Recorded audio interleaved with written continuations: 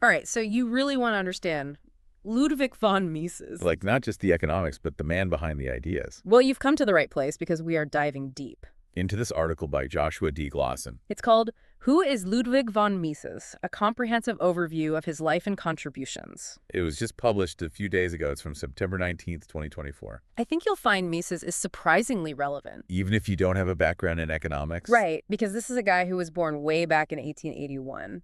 We're talking Austro-Hungarian Empire here. Think horse-drawn carriages, not Teslas. It's easy to think, oh, you know, his ideas are as outdated as a Model T. But here's the thing. Mises was a refugee. His family was Jewish, and they had to flee Nazi persecution. And that experience really colored his views. On individual liberty and the dangers of too much government control. Absolutely. To understand Mises, you have to understand that context.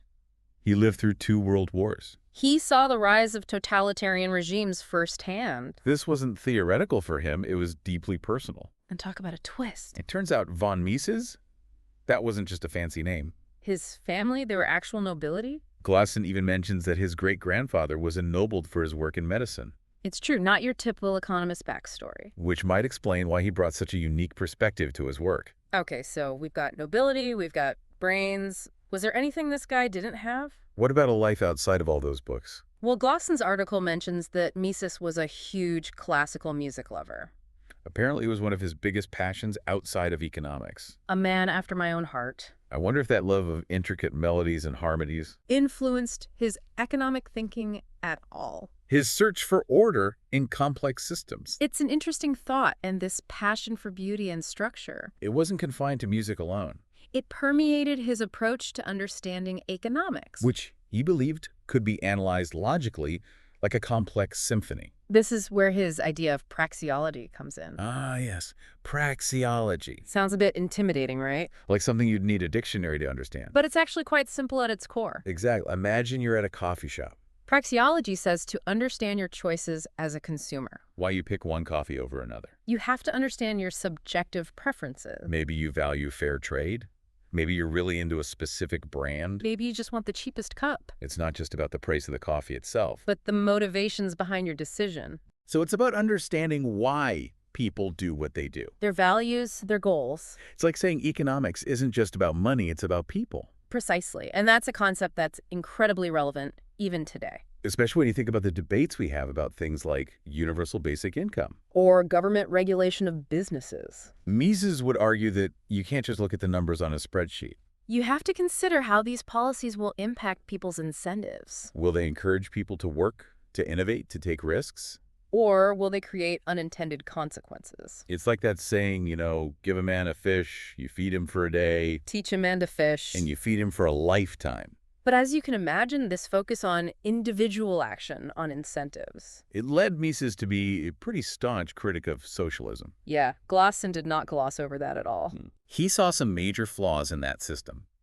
To put it mildly. See, Mises argued that without free markets, Without prices fluctuating based on, supply and demand. it becomes practically impossible to figure out how to allocate resources efficiently. He called this the economic calculation problem. And it's a pretty compelling argument when you think about it. So basically he's saying that a central planner can try to dictate, You know, how much bread to bake, how many houses to build. but without that free market feedback, they're flying blind. Exactly. They lack the information to know what people truly want and need. Which leads to shortages, surpluses, a whole lot of economic chaos. And history has unfortunately provided some pretty stark examples of this. Yeah, it's hard to argue with the evidence on that one. But look, I know what you're thinking, enough doom and gloom about socialism. Let's get back to Mises. Is there anything else this guy was known for? Oh, definitely. Remember how we talked about his love for logic and order? Well, that extended to his views on money itself. He was a big believer in something called sound money. Not just pieces of paper.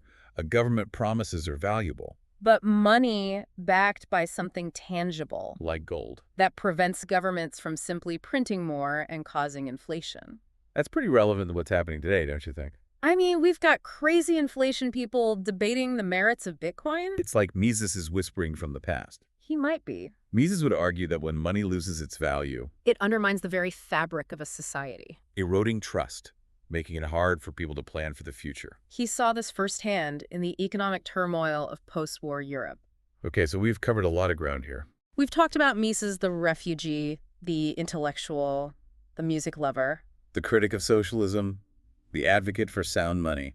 But what does it all mean for us here in 2024? What's the takeaway for our listener? That's the million-dollar question, isn't it? Well, I think what's so fascinating about Mises Is that whether you agree with all of his conclusions or not, he forces you to think differently, about the role of government, the power of individual choices. the potential pitfalls of economic planning, Precisely. he challenges us to question assumptions To dig deeper into the why behind economic policies. and their impact on real people, He's like that friend who always asks the tough questions. even when you'd rather just stick to the easy answers. And in a world overflowing with information, That kind of critical thinking is more valuable than ever. I couldn't agree more. And here's something else that Glawson highlights that I found particularly insightful. Mises argued that government bureaucracies, Are inherently less efficient than private businesses. because they don't face the same market pressures. Exactly. Think about it. Businesses have to constantly innovate Keep costs down. and satisfy customers to survive.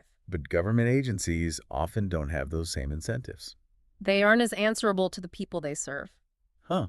It makes you wonder how that insight applies to all sorts of government functions. Education, healthcare infrastructure. Suddenly, Mises' ideas aren't just dusty economic theories. They're relevant to our everyday lives. Precisely. And that's the beauty of diving deep into these thinkers. These ideas. They challenge our assumptions. They broaden our perspectives. And they give us new ways to understand the complexities of the world around us. So for our listener out there who wants to go beyond just scratching the surface Who wants to really grapple with Mises' ideas? in their full depth and nuance, I would definitely recommend checking out some of his work firsthand. Human Action is his magnum opus. But the theory of money and credit might be a good place to start.